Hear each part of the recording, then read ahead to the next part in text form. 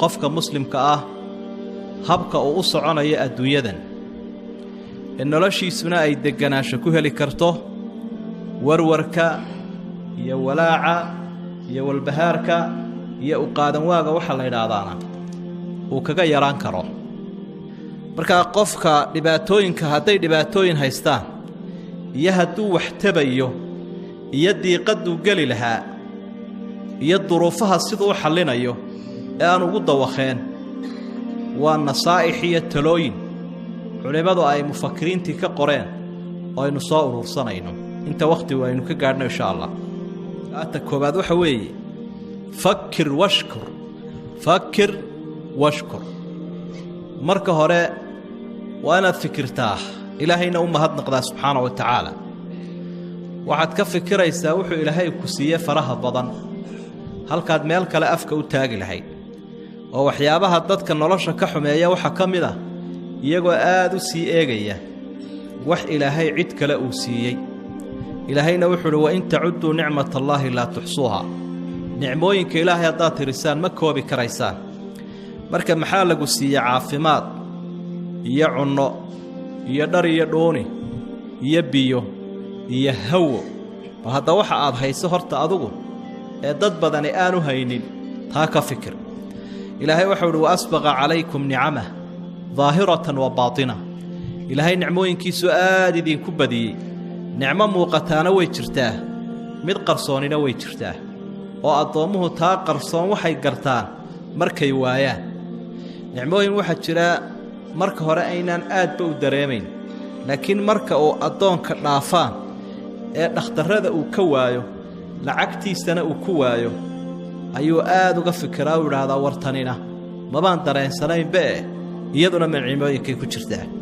ilaahay baa wuxuu fa bi ay aalaa rabbikuma tukadhiban jiniya insiyo nicmooyinka ilaahay uu idin siiyay faraha badan teeba beeninaysa marka qofka humuumta iyo diiqada uu dareemayo waxyaabaha ka fududeynaya waxa kamid ah shayga loo yaqaano inuu ilaahay u mahadnaqo waxa ilaahay uu siiyayna uu aad uga fikiro waxa labaad oo nasaa'ixa kamid ah ma madaafata wixii tagay inaanu qalbigaaga aad ugu soo noqnoqonin oo aanu ku dhibin oonad habeenkii ka seexan waayay waayo ilaahay waxa uu inoo siiyay waxa la yiraahdo ilowgaasi waa dawo weyn ila weynaynu la yaabsanaay ee aynu leenahay ilowgiiba igu batay hadda danteennaba weey haddii wax walba aad xusuusanto waxaad ilaawaysaaba aanu jirin oo daakiradaada iyo xusuustaada waxa la wixii muruga ahaaba aanay ka tagaynin mabaad seexan karteenba geeridii baad ilaawaysaa balaayadii kugu dhacdaad ilaawaysaa wixii ku dhaafay baad ilaawaysaa dan iyo maslaxad ba inoo tahay waxa la yiraahdaa tadhakkuru al-maadi wa tahazunu qatlu lil-irada qofkii oo xusuusta wixii dhaafay oo ciil iyo carab uu go'ciil kama kala noqda waxa weeye qatlu lil-irada qofka go'aankiisii iyo horumarku sameyn lahaa bay ka dilaysaa idan cinda al-uqalaa yudwa wala turwa wala iska laaba safxada oo lagu macilciliyo laba qofka hortiisa u neetaala maaha wixii dhibaatooyinaha iyo wixii dhaafay ilaahay baa wuxuu tilka ummatun qad khalat laha ma kasabat wala kum ma kasabtu taas waa ummad tagtay sideeda ku dhaafo idinku shaqaysta way yawmuk waxa kamida nasaa'ixa maalintaadu waa maalintaadii maalinka taagan tahay maalinaad iska leedahay way oo aad ku xisaabtami karto idan marka aad gabalku uu ku dhaco subaxdii ha sugin marka waagu ku bariyana galabtii ha sugin waqtiga aad taagan tahay uu ku xisaabtan cimrigaagana ka soo qaad maalin kaliya inuu yahay maalinka saacadihiisa sanado qaybi daqiiqadihiisana ayaamo idan marka ka faa'iideyso iyo ku dhaafi dadkana had iyo jeer waxa ay ku kala horumaraan waqtiga jooga kolba sida ay uga faa'iideystaan Abdullah ibn Mas'ud Allah ka raali noqdo waxa uu lahaa waxa aan ugu muruga badnahay maalin intuu isoo galay iga baxay oo cimrigaygina naaqusay amalkaygina aanu kordhin cimrigaygu wuu naaqusay maalinkaasi waa dhaafay laakiin amal maalinta ii kordhay ma jiro ila cilmiga laftiisi waa amal waxa aan ugu muruga badnahay waa kaas ilaahay baa wuxuu wa khudh ma aataytuk wa kum min ash-shakirin waxa aan ku siiyey qaado kuwa mahadnaqana noqo nasaa'ixa waxa kamida utrukil mustaqbal hatta yaati mustaqbalka soo socda iska daa ilaa intuu imanayo dad fara badan baa iyagana waxa dhibaato ku haya mustaqbalka iyo warwarkiisa gaajay ka warwarayaan faqri bay ka warwarayaan balaayay iska warwarayaan marka warwarka faraha badan ee mustaqbalka qofka haystaana waxyaabaha nolosha ka xumeeya way ataa amrullaahi falaa tastacjiluuh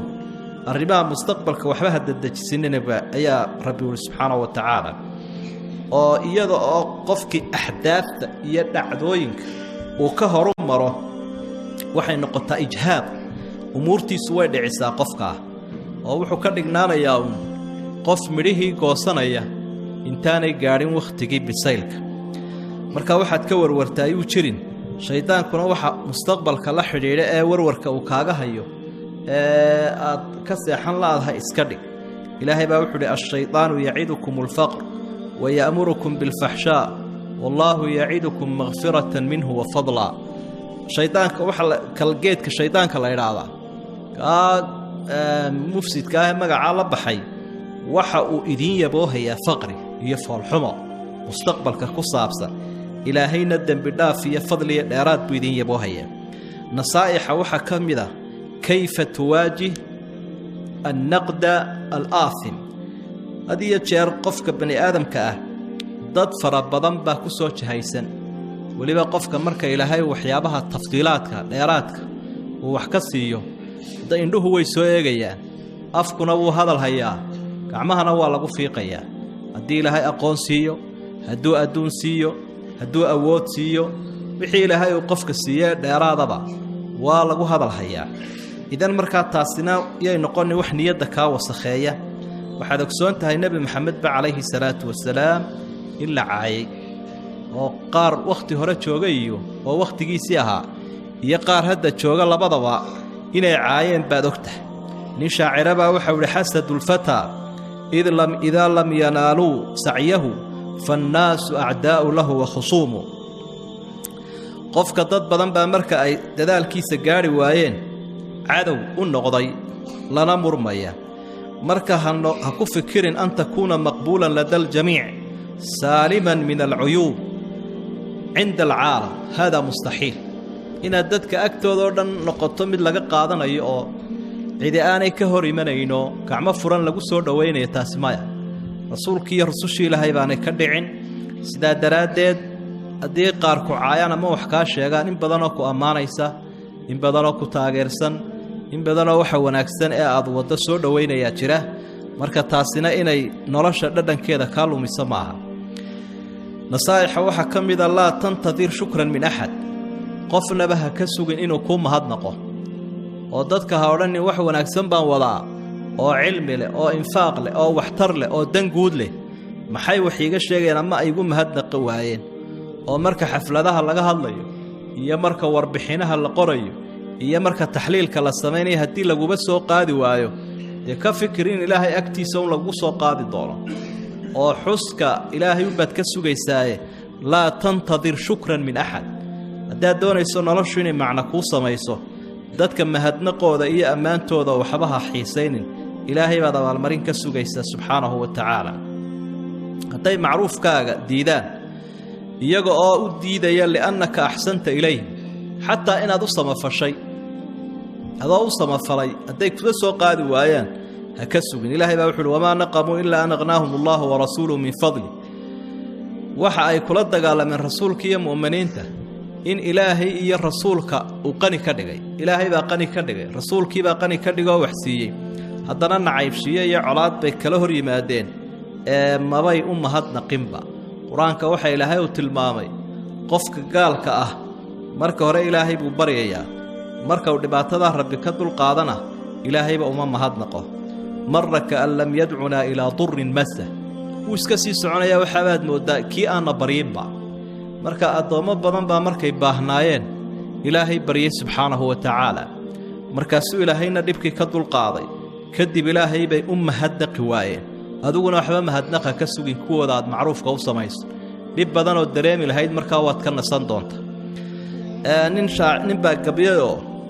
waxa uu mahad iyo abaal ka waayey inaanu u samafali jiray oo uu koriyey kiibuu ka cawdayo waxa uu ucallimuhu rimaayata kulla yawmin falamma ishtadda saaciduhu ramaanii maalin walba waxaan baraa shiishka waxaan baraa horumarkii awoodda markuu muruqiisii adkaaday anigaabuu igu dhug bartay buu aniga laftigaygii ayuu shiishkii iga bilaabay intuu wax igu tara iska daayo marka ummad badan oo aad ixsaan u samaysay ayaanad abaal ka helayn qaar kale ayaa waxa wanaagga laga yaabaa inay kugu xaasidaan cidnaba mahadnaqa ka suginaan ilaahay ahayn subxaanahu wa tacaala waxyaabaha kuu dhib yarayn kara sacaadada ay ku siin kara weeye waxaa ka mid a nasaa'ixaas alixsaanu ila alkhayr inshiraaxun lisuduur waa kollay nasaaixna weyn hab qaaciidana way u socdaan alixsaanu ila alkhayr inshiraaxun lisuduur inaad dadka u samafasho laba midun bay noqonaysa inaad dadka adigu u ixsaan samayso ood u samafasho iyo inaad dadka adigu ka godob qaadato marka ta fiican ee had iyo jeer nolosha sacaadada iyo wanaagga u keentaa waxa weeye inaad dadka u samafasho arrin iyo adduun iyo aqoon iyo awood wixii aad ummadda dheer tahay isku day inaad noqoto kas wax siinaya ee iyaga aan waxba ka sugaynin marka waxaa la yidhaha aljamiilu kasmi waalmacruufu ka rasmi waalkhayru ka طacmi marka shayga jamiilka la yidhaahdaa magaciisaasunbuu la mid yahay shayga jamiilkaahi jamaal buu keenaa iyo qurux macruufkuna curfi iyo wanaagunbuu keenaa wixii wanaageed samaynaysa waxaa la yidhaha awalu lmustafiidiin iscaadu lmutafadiliin dadka had iyo jeer tafadulka iyo dheeraadka leh ee dadka isku daya inay waxu taraan waxtarka u horeeya iyaga ayaa leh waxtarka u horeeya iyagaa yeelanaya ilaahayna saasuu qur'aanka ku ammaano waxau uhi wamaa liaxadin cindahu min nicmatin tujza ila ibtiqaa'a wajhi rabbihi alaclaa abuubakar bay ku soo degtay baa la ydhaha aayaddu cid alla cid uu wax kaga doonayay ma jirin cid abaal ku lahaydna ma jirin wamaa liaxadin cindahu min nicmatin tujza marka abaalka ilaahay unbuu ka sugayaa idan ku xisaabtan inaad dadka u samafasho taasaana adiga nafis ku ah mar haddaanay gacan kaa sugayn aanaad adigu iyagu aanay wax kaa sugayne iyaga un ay wax kaaga maqan yihiin nasaa'ixa waxaa ka midoo ka sideedaada udrud alfaraaqa bilcamal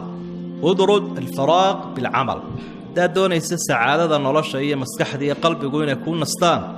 waxaa la yidhaahda faraaqa oo ah qofku jaaniska uu haysto inuu ku buuxiyo shayga camalka la yidhaahdo walow ciyaar jidhkiisa dhisaysa iyo tababaraan khayrka ka mashquulinna ha noqdabe oo waxaa la yidhaahdaa alfaariquuna fi lxayaa hum ahlu lirjaafi waashaa'icaat dadka had iyo jeer jaanis kale ama faraaqa hayeen shaqaysanaynin waa kuwa ugu muran badan ee ugu munaafaqad badan ee ugu isku dir badan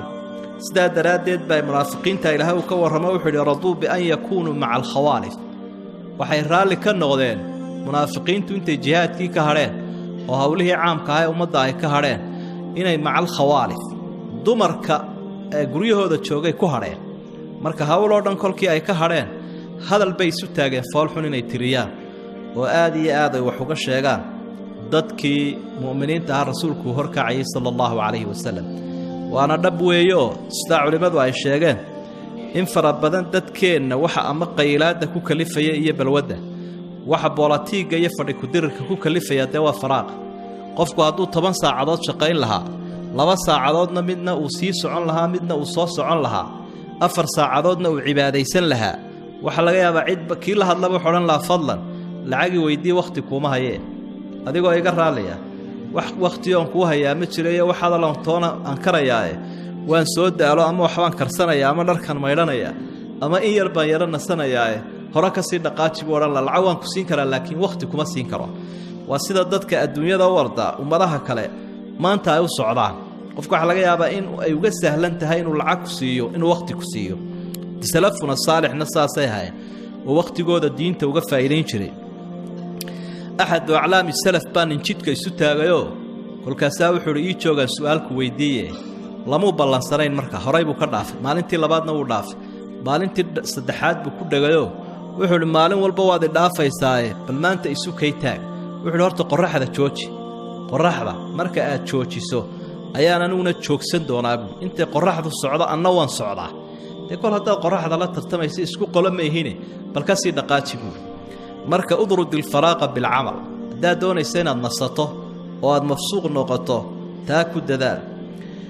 sidaa daraaddeed baa 50% dhakhaatiirta caalamka cilmu nafsiga ka hadlaa waxay leeyihiin waxyaabaha u kasbi kara qofka sacaadada iyo inuu raaxaysto maskaxdiisu way nasato aan u warwarin waxa kamid ah in waqtigiisu buuxo oo shaqeynayo waliba qofka maskaxda ka shaqeeya waxa ka sii mafsuud iyo farxad badan qofka muruqa ka shaqeeya bayna sida midal dadka falaaxiinta beeralayda dadka dhismayaasha ku jira dadka xamaaliinta ah yaciishuna kal asaafiir fi saadatin wa raaxa sida shimbirahaasi ay uga geerarayaan kaynta dhexdeeda ay isaga faraxsayeen ba xamaaliintaasi iyo dadka dhisayay heesay iska tirinaya waxa laga yaabaa kii dirayna ee taajirka umuumiga ahaana ee lacagta u hayeyna inuu maskaxda isayo warwar u naftahayo waxa kamid ah qodobka sagaalaad min asbaab saada la takun imma'a hanoqonin qof daba socda ama sida waqtigan dambe ay yiraahdaan laga dhaxalo ama dhaka cid kale xambaarsan hanoqonin athar baa ku soo arooray ibn mas'uud laga wariyo oo culimada qaarkood ay daciif ku ahaayeen daciif ay ku sheegeen idan marka waxa muhiim ah inaanad naftaada ilaawin la tansa nafsaka wa shakhsiyatak wala tansahir fil aakharin inaanad dadka kale ku dhex milmin oo shakhsiyadaada iyo naftaada aanad ilaawin waa muhiim ilaa hadii dadka dhaxadlaan dhaka kale lagu xambaariyo waxaad ku dhawaaqaysaa afkaar cid kale una noqoto oo nacamla dad kale aad noqoto waa musiibo sidaa daraadeed ayaad ogsoonaanaysaa bani aadamka sidan ilaahay uu kala duway muuqaalkooda ayaa mawaahibkooda iyo maskaxdoodana rabbi uu kala duway subxaanahu wa ta'ala marka mawhibada iyo maskaxda ilaahay uu ku siiyay adigu isticmaalo aqligaaga ku fikir qad alima kullu unaasin mashrabahum wa likulli wajhatin huwa muwalliha qof waliba mashrabna waa iska leeyahay jiha uu jihaystana uu leeyahay isaga ayay tahay inuu samaha iyo xumaanta kala miisaamo daliilkana raaco qodobka tobnaad nasaa'ixa kamidi waxa weeye al-iimaanu bil qadaa'i wal qanaa'atu bi qofku si uu sacaado wanaagsan u helo culayska iyo lawdka iyo dhibka haysta uga fududaado waa inuu rumeeyaa go'aanka ilaahay iyo qorshihiisa waxa ilaahay uu qadaro waa inuu ku qancaa rumeeyaana ساسو قرآن كوينا بريا إلهي ما وحري ما أصاب من مصيبة في الأرض ولا في أنفسكم إلا في كتاب من قبل أن نبرأها إن ذلك على الله يسير وحكستو دباتي ماده إريا دلبا إلهي باسي قدروا كتاب خصوصنا انتي أنا إفكا وبصوا بحنبا وحقران بي مصيبة داسهاي إذن مركا وحكستو دعا هاو قادم واين وقادم وايان يكون نقنين عقيدة وناكسنين واسداس من يريد الله به خيرا يصيب منه من يريد الله به خيرا يصيب منه أو يصيب منه نبي نوح عليه الصلاة والسلام قفك إلهي خير للدونه وحنب سوغار سيام مركا دباتة سوغار يسقفك وين أنا أرم واي سيدا هذه يتشردتك الدين لأنت إيا كفر وهيسته محاي كل عباي وحكسته سببه كياني لهيد وحن inaan kaga gaashaanto waan sameeyay maxay igu dhacayaan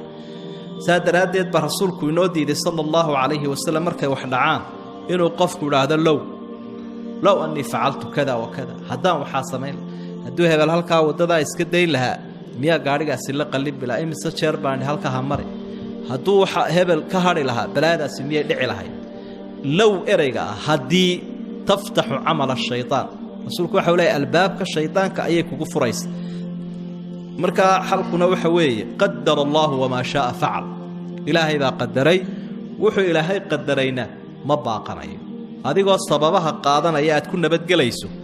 oo aan lagu lahayn naftaada dayac haddana qadarka ka soo dulboodin waana mid aynu dheernahay dadka diin la'aanta ku sugan oo de lixdii arkaanu iimaanka maxaa kamida al-iimaanu bil qadar khayrihi wa sharrihi dib iyo dheef wixii ku soo gaadhaba waa inaad ogsoonataa wax qoran inuu yahay